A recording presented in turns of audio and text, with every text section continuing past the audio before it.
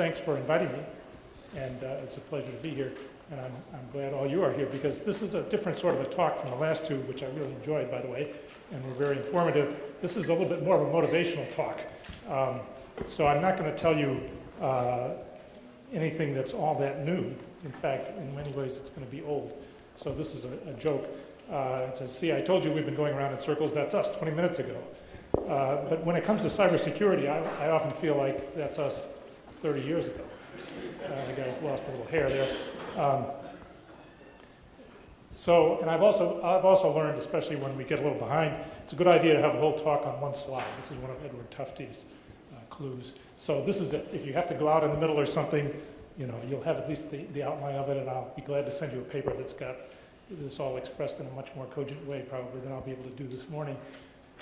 My view of the state of cybersecurity these days is, we have systems that are full of holes, and we keep delivering new systems. And there's new stuff coming out all the time. It always arrives with a bunch of vulnerabilities built into it, it seems. I want to convince you that how we think about this problem makes a difference.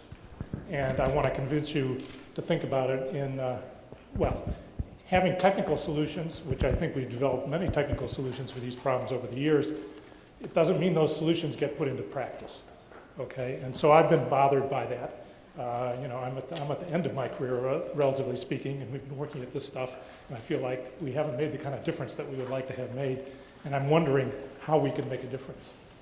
So I have one idea, about how we might do better at getting things put into practice, and that idea is basically start working on the notion of a building code for critical software, security critical software. And, but it's not an idea that I can make happen.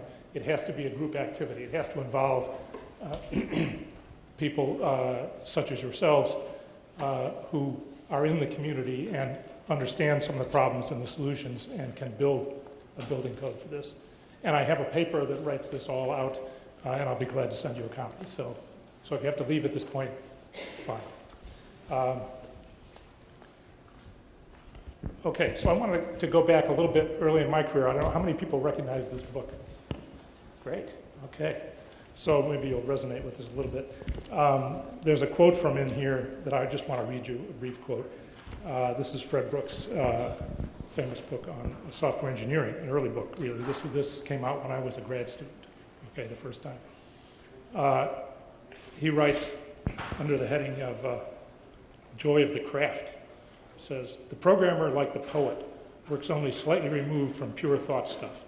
He builds his castles in the air, from air, creating by exertion of the imagination. Few media of creation are so flexible, so easy to polish and rework, so readily capable of realizing grand conceptual structures. Yet the program construct, unlike the poet's words, is real in the sense that it moves and works, producing visible outputs separate from the construct itself. It prints results, draws pictures, produces sounds, moves arms. The magic of myth and legend has come true in our time. One types the correct incantation on a keyboard, and a display screen comes to life, showing things that never were nor could be. Programming then is fun because it gratifies creative longings built deep within us and delights sensibilities we have in common with all. Now, I'm not going to claim that I ever wrote any software that rose to the level of poetry, but I think this does capture what attracts people in many cases to this field, and it's worth thinking about. But the other aspect that I want to point out about it is that what you create, it's in the air, from air. It's very abstract. Okay, it's hard to describe it to people in concrete terms, and so we resort. Let's see if this works. It does. We resort often to other ways of describing things. We use metaphors to describe what we're doing because what we're doing is really, hard to make physical. So this is just about the famous story of the 6 blind men and the elephant, and each blind man's exposed to a different part of the elephant and creates his own metaphor, and they're all, this is the dangers of metaphors because each one is limited. And I'm going to go through this pretty quickly because we are a little behind.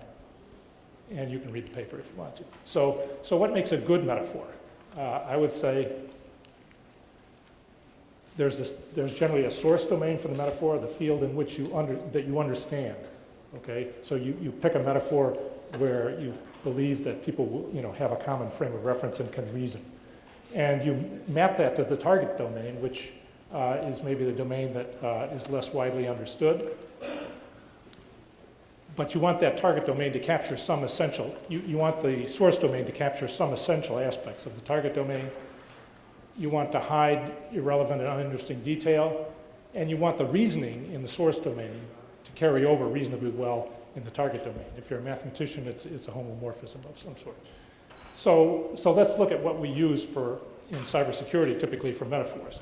One of the oldest ones, Trojan Horse. The literary source of this, of course, is ancient, from the Iliad. The first time it was used in cybersecurity that I'm aware of was actually in the Anderson report, where it was attributed to Dan Edwards, a program scientist at NSA. And so what's a Trojan horse? It's something that looks attractive, and therefore you bring it inside the security perimeter. And what happened to the Trojans when they did that was it had some hidden functions. It let somebody out. Somebody got out and opened the gates and let the Greeks in, and they were toast. So that seems to me carries over reasonably well to the cybersecurity domain. It's a piece of software that has some hidden function. You allow it in because it looks attractive. You're convinced that you should load it in, and then it does some things that you weren't expecting. So that metaphor seems to work reasonably well. Worm is another one, certainly very commonly used. Originally was in a piece of science fiction literature by John Brunner. It was introduced actually not so much in the cybersecurity domain, but by a couple guys who were at Xerox PARC, not far from here, and wanted to make use of excess computing resources and implemented, and they referred to what they implemented as a worm. And in this case, actually, worm comes from a parasite. I didn't want to put up a real picture of a tapeworm. Didn't seem too appetizing early in the morning, but the idea is the worm uses host resources, okay? It's self-propagating. It can actually propagate itself to another host in some way where it consumes more resources for its own purposes. So again, I think this one works reasonably well. Now, what about firewall? Okay, now a real firewall, an architectural firewall, is a boundary that stretches from the roof to the bottom of the structure, and it actually resists real fires, okay? It doesn't let things through it. If it has any penetrations through it, those all have to be carefully closable. Now, in computing a firewall, actually, the whole point of the firewall is communication. If you didn't have any communication through the firewall, nobody would ever buy one, right? So I don't think this particular metaphor carries over very well. In fact, I would argue that these things are much more like fire doors than firewalls, and they're most often propped open, propped open by a fire extinguisher there. Maybe that's better than a brick. But I don't think that's a really great metaphor, but it's one that we use all the time, and people talk about firewalls as though they're really blocking a lot of things, but actually they're letting a tremendous amount of stuff through, and I think we deceive ourselves that way. Now, another very commonly used metaphor in cybersecurity is public health. And I think that has a lot, actually, to recommend it. Everyone understands, keeping yourself healthy. I remember when I was new at NSF, you go through one of these training sessions for Congress, and they say, NIH always gets money because a lot of Congress is at the age where they're getting illnesses, and they understand it's important to have research in illnesses. And so actually, in fact, I was at a workshop at Sandia several years ago where the whole point of the workshop was to come up with metaphors that we could use to explain cybersecurity stuff to people on Capitol Hill, and this was actually the metaphor that won out, was cybersecurity as public health. There's a lot there. We already saw viruses, and we talked about worms. I skipped over the virus slides for time, but and people have talked about having a Center for Disease Control equivalent, to monitor outbreaks and things. But I actually have some problems with this metaphor as well, because I think that the difficulty is it makes us think about cybersecurity as though it's dealing with a natural system that we don't really have control over, and that that we just have to live with what happens because it's out there in the natural world, and things are evolving all the time, and these things are too complex to deal with. And I disagree with that. And so we'll talk a little more about that. The metaphor I want to push, rather than public health, is architecture, buildings. Okay, we're in a building right now. I'm sure this building had a design before it was built, and it had some approvals before the shovels actually went into the ground. this is not a new idea, okay? If you look back at Fred Brooks' book, he talks a lot in there actually about architecture and conceptual integrity of designs, of software designs, in the same sense as of cathedrals. I think in both cases we have the artifacts we're building are of human design and they're human built.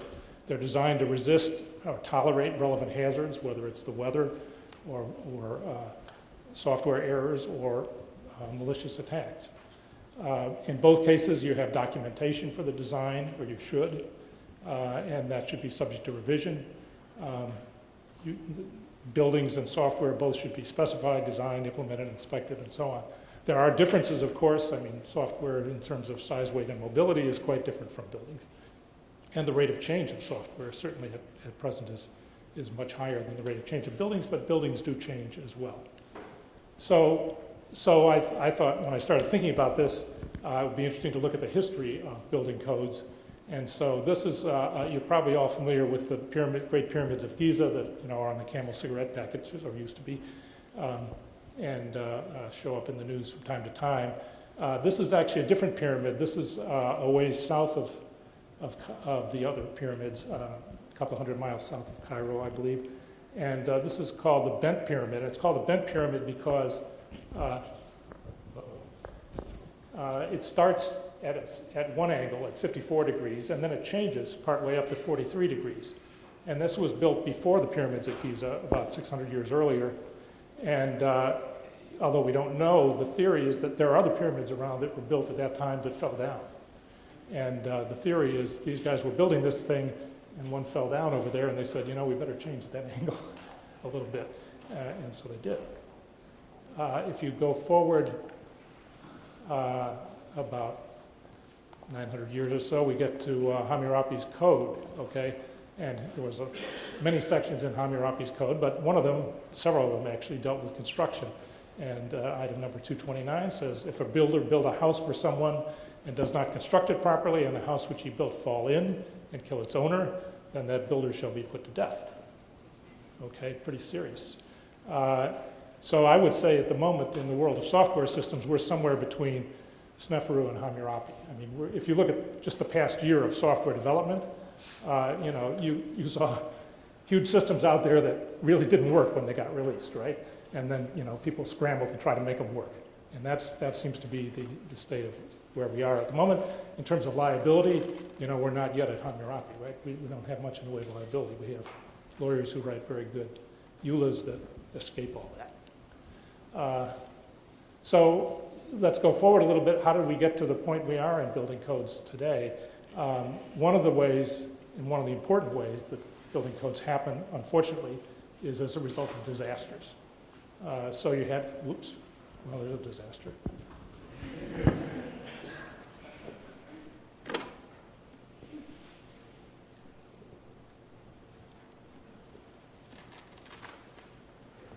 Okay. So London fire of 1666, this is documented in Pepys' diary. It burned a huge fraction of the then city of London. And in the next year, there was legislation in London, the 1667 Rebuilding Act, which includes a requirement that all the outsides of buildings be henceforth made of brick or stone. So fire resistance, right? And there were actually, earlier, several hundred years before that, there were requirements about thatched roofs in London. How well they were enforced is another question. Let's see if I can get this to do what I want.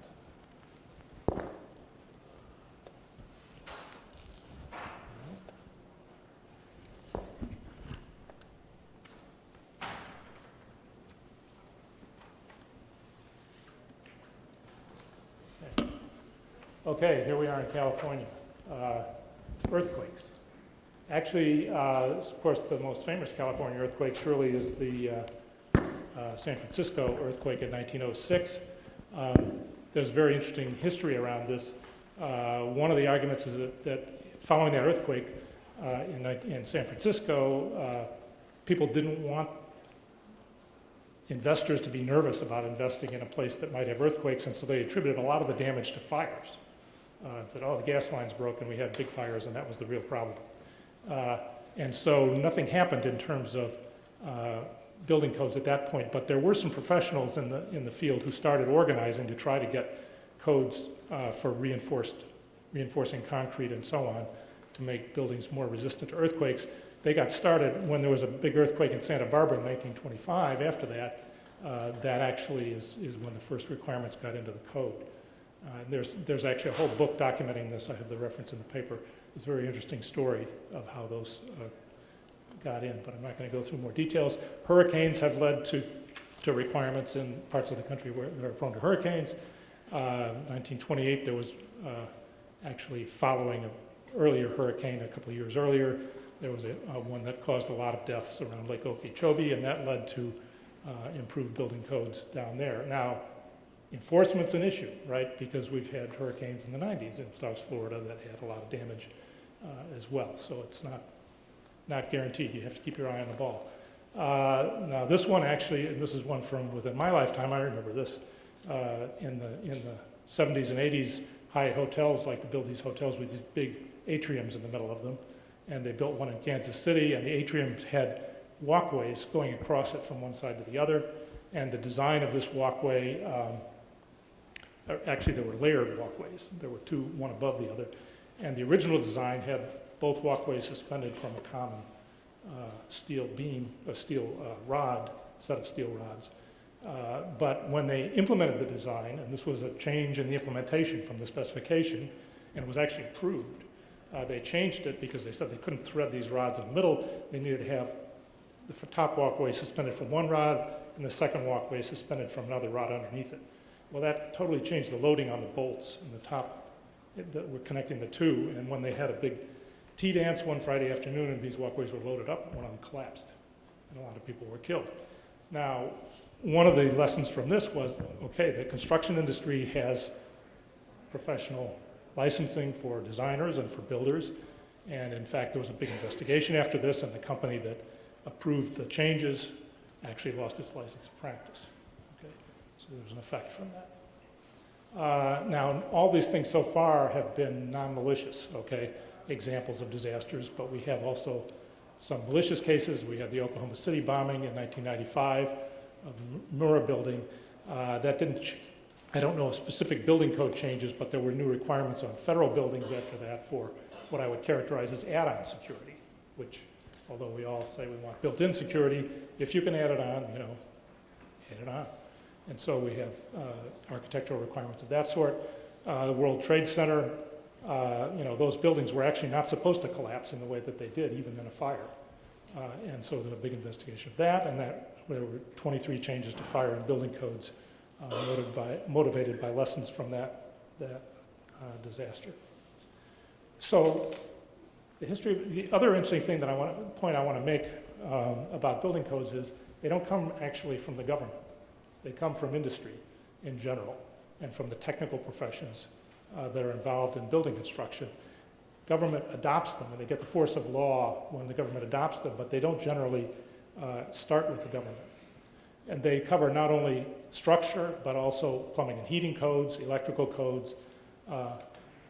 They haven't actually, in general, addressed malicious acts. So that's an issue of building codes that even in physical buildings sometimes requires extra attention. And that's the part that I'm interested in. So how do you specify building codes? You can specify performance. That is, how is the, you know, building will withstand a wind of 100 miles an hour or, you know, some particular strain, or you can specify how to build it. Okay, those are two different ways, two different approaches. There are examples of each, but typically there's a process for implementing these things. There's design approval, there's inspection during construction. You have to be able to see what was built. There's approval before occupancy, before you start using it. And then there has to be an evolutionary process to keep up with new technologies and new risks. So I'm not going to belabor this, but I think the analog, you know, the metaphor, I think works pretty well, actually. If you think about layering in software, there's layering in, you know, buildings, building structures have displayed us analogous kinds of layering in not only the structural, you know, foundation and the things standing on top of it, but also in the systems that are inside. Plumbing systems are hierarchical in a way, so are the electrical systems. okay, this isn't, you know, some startling new idea in a way. We have building codes that are used in some areas, but they're not generally oriented towards security that much. The ones that we have, and they're very targeted to different areas. So in avionics, the avionics field has generally accepted regulation and has accepted basis for well, inspection of the software during construction and approval before use, and there haven't been major losses, but it's been observed that the basis for the required testing is not always well established in that field. So we don't know if we've gone too far or not far enough in some cases. We're just starting to see some cybersecurity guidance for medical software, medical devices in the past year.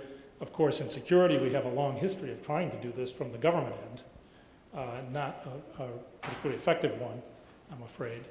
And I think that's something we have to take into account. If we're going to actually try to get a building code going, we don't want to take the same path that we took before that didn't work that well. There's some work in industry, building security in maturity model. Basically, this is an effort that Gary McGraw and others have pursued to to characterize software security initiatives in different companies. It's mostly been a data collection effort to this point, just to say what are people doing, not how effective is it. And I think the effectiveness is an important thing that we have to understand before we put something into a code.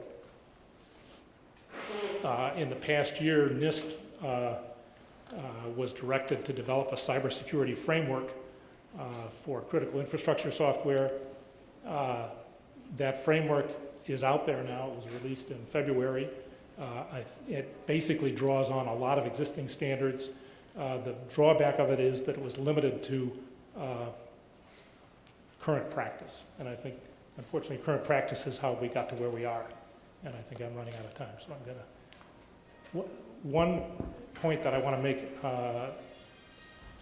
comes from this report that I've got a big picture of there, Software for Dependable Systems, came out several years ago. It's one of the National Academy reports. I want to get, there's a quote that I've got. No?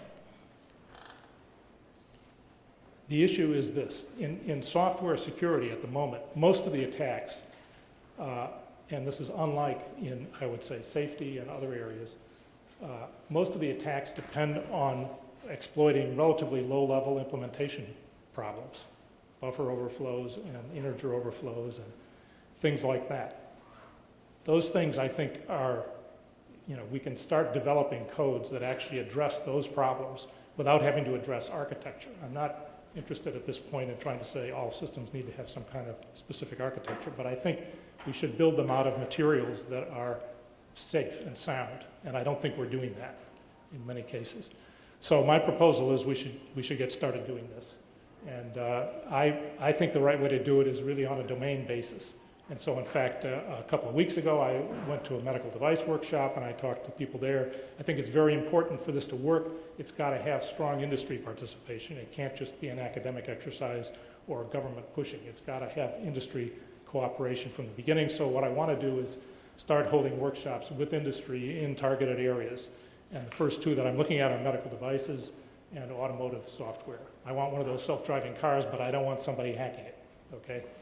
So I think that's what I want to do, and the goal is produce the building code before the next disaster happens. We seem to have disasters on a weekly basis. The IEEE actually is initiating a cybersecurity initiative. It's not actually been publicized yet, but it's just getting off the ground. There's going to be a virtual center for secure design, and they're backing this effort that I'm trying to get going in building codes. I think industry will have some interest here if you follow the regulatory activity in this area. The Federal Trade Commission regulates privacy, and they recently, the Wyndham Hotels was suing them, saying they didn't have a basis for doing it.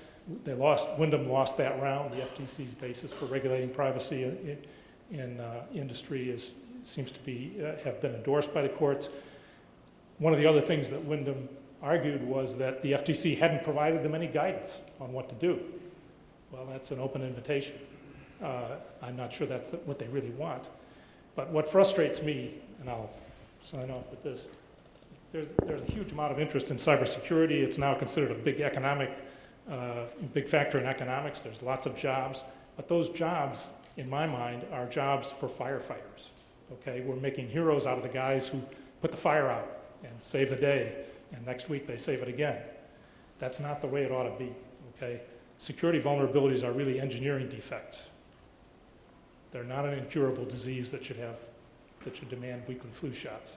And we need, as a society of professionals, to enunciate the standards that we need to hold our systems to for security. I have to say this, especially out here. One of the arguments that always comes up in this is, well, you're going to regulate things, you're going to constrain creativity. So I want to go to actually the Wall Street Journal, of all places. This is a review that actually came out about a year ago of a Lexus Hybrid. He's writing about this car, which he liked. He said, this quite uncompromised car averages 40 miles per gallon in mixed driving according to the EPA. That's astounding. This yearling moose of a car gets about the same fuel economy as a Ford Fiesta. That is pretty amazing. You know what's even more astounding? Recall the legions of entrenched industry forces who 2 decades ago swore on their professional lives that increased fuel economy standards would drive up the cost of automobiles while making them boring and less safe. Yeah, that didn't happen at all. In fact, the opposite has happened. Cars have gotten more fuel efficient, more powerful, and quite measurably safer in every type of collision. So my moral from that is design constraints need not kill creativity and innovation. In fact, those kinds of constraints can be powerful motivators, and we need to try some of that. So what's next? I think I've already told you that.